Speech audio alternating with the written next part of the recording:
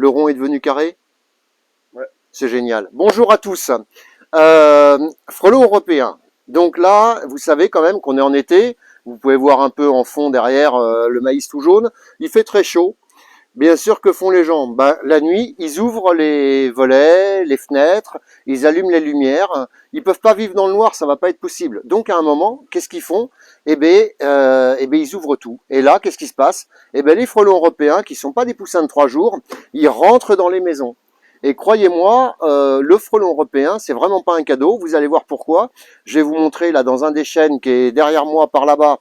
Vous allez voir, c'est un joli nid de frelons européen. Donc on est dans les départs de nid comme ça à peu près. Là-dedans, vous avez à peu près 1000 frelons qui pourraient être potentiellement agressifs. Alors dire que le frelon européen, c'est un insecte utile, je suis entièrement d'accord. Par contre, dire que le frelon européen, il est complètement inoffensif, c'est totalement faux. Il y a même dans une vidéo précédente un biologiste pseudo hein, qui dit oui mais le frelon européen il a juste du venin pour tuer les petits insectes. Ouais non mais le mec à un moment c'est lui il est biologiste, moi par contre je fais de la couture. Hein, on est d'accord? Voilà. Donc vous allez voir, c'est très violent comme attaque, c'est des grosses attaques, donc on va s'équiper et puis je vais vous montrer ça de beaucoup plus près. Donc là par contre, juste pour info, vous allez voir, regardez, ici on a un chêne là-bas, hop, un chêne derrière, et au-dessus du suppôt, là il y en a un. D'accord? Donc, la lumière, elle arrivait sur la maison qui est derrière moi, que je vais vous montrer après.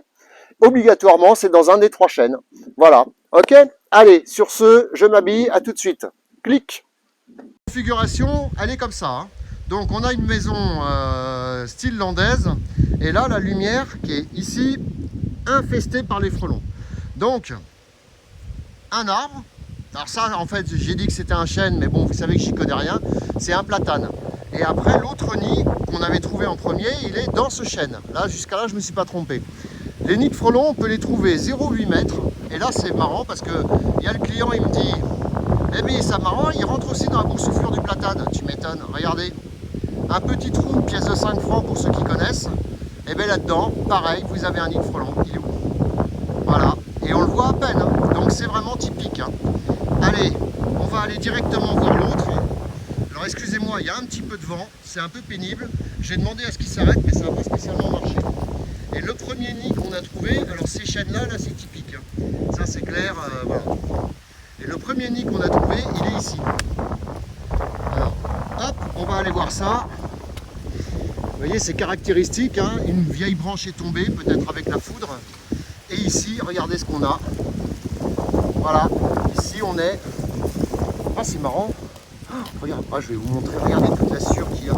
C'est énorme. Ça, c'est les frelons, ils nettoient tout. Ils abîment pas l'arbre, hein. Faut pas croire, mais regardez tout ça. Vous voyez? Enfin bon. Et là, ici, par contre, eh bien, vous avez la source du problème. Alors bon, bien sûr, vous avez bien compris qu'on peut pas le conserver. Hein. Là, c'est pas possible. Donc, ils se sont mis là-dedans. C'est leur style. Hein. C'est ça ou les cheminées. C'est toujours la même chose. Donc, cellulose un peu à la mode... frelons asiatiques, hein, ils n'ont rien inventé. Et vous voyez qu'ici, donc tout ça c'est isolé. En fait c'est isolé pour le froid. Et c'est bien fait, hein, c'est de la cellulose, c'est vraiment la même chose que le frelon asiatique, c'est exactement pareil. À part qu'il est beaucoup moins agressif, sauf quand on le dérange. Bon là, en l'occurrence, on le dérange un peu, donc je pense que je vais me prendre une petite dégazée. Mais bon, on va essayer de voir si on peut vous montrer le nid. Non, je ne le vois pas. Le nid est vraiment caché à l'intérieur du tronc d'arbre. Et là, on ne le voit pas du tout. On ne le voit pas du tout. Je sais pas, je vais essayer de voir. Non, là, il n'y a rien.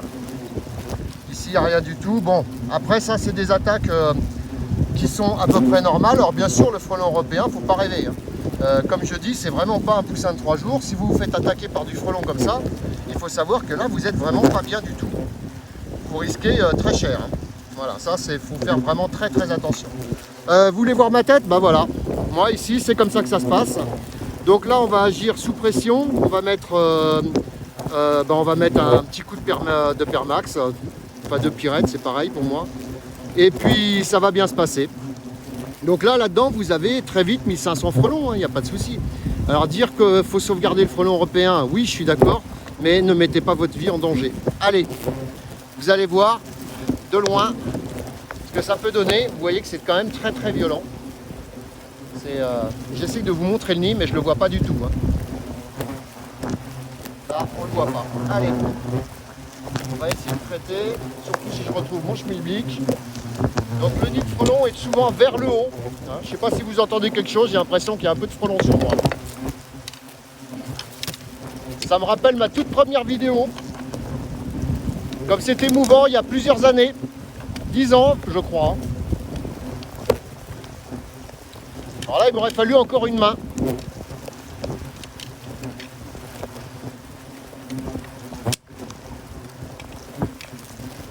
Allez, on y va.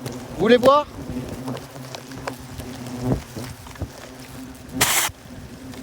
Voilà, on essaie de rentrer un maximum dans le chêne.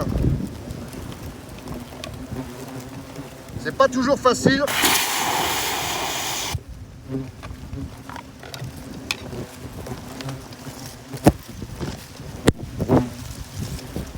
Et là maintenant je vais attendre un petit peu, histoire que le produit agisse et surtout bien vérifier que les insectes sont morts. C'est un peu le but du jeu quand même. Ah ça y est, je vois le nid d'ailleurs. Je vais vous le montrer. Je ne sais pas si vous allez le voir, vous aussi. On voit un peu le départ là-bas au fond. Vous voyez? Voilà. Bon, c'est pas très facile à vous montrer. Hein. Là, voilà, vous voyez le départ de nid là-bas. Tout à fait à l'intérieur, là. Donc, même système que pour le frelon asiatique, à part qu'il n'a pas d'enveloppe autour. Moi, j'ai l'impression qu'il y a tous les frelons qui sont sortis. Hein. Voilà, vous avez eu mal au cœur? C'est normal. Ça, c'est parce que j'ai foutu un pet à la...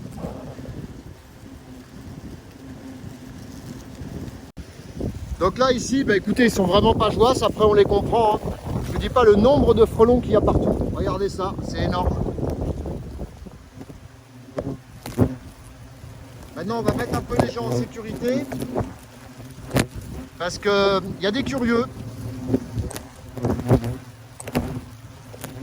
Il y a des curieux, il y a des curieux. Vous voyez quand même que là, ça plaisante pas du tout.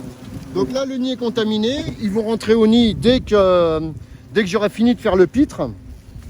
Et on va aller attaquer l'autre nid. Puisque, hélas, on ne peut pas les garder. C'est beaucoup trop dangereux. Vous voyez que ça y est, moi, maintenant je suis parti. Regardez ce qu'ils font. Ils rentrent tous au nid en suivant. C'est vrai qu'il y en avait quand même quelques-uns.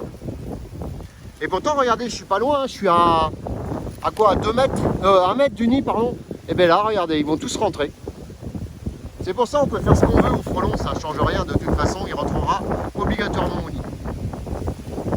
Allez, sur ce, pour le deuxième nid, eh bien, écoutez, je vais prendre ma perche traditionnelle. Et puis la suite au prochain numéro. Hein, dans la joie et la bonne humeur, bien sûr. C'est donc, attention, le frelon européen, très utile. Hein, pour les moustiques, les mouches, les teignes, mais c'est pas un poussin de 3 jours. Bye bye, la suite au prochain numéro, dans la joie et la bonne humeur. Quel vent! Bouh!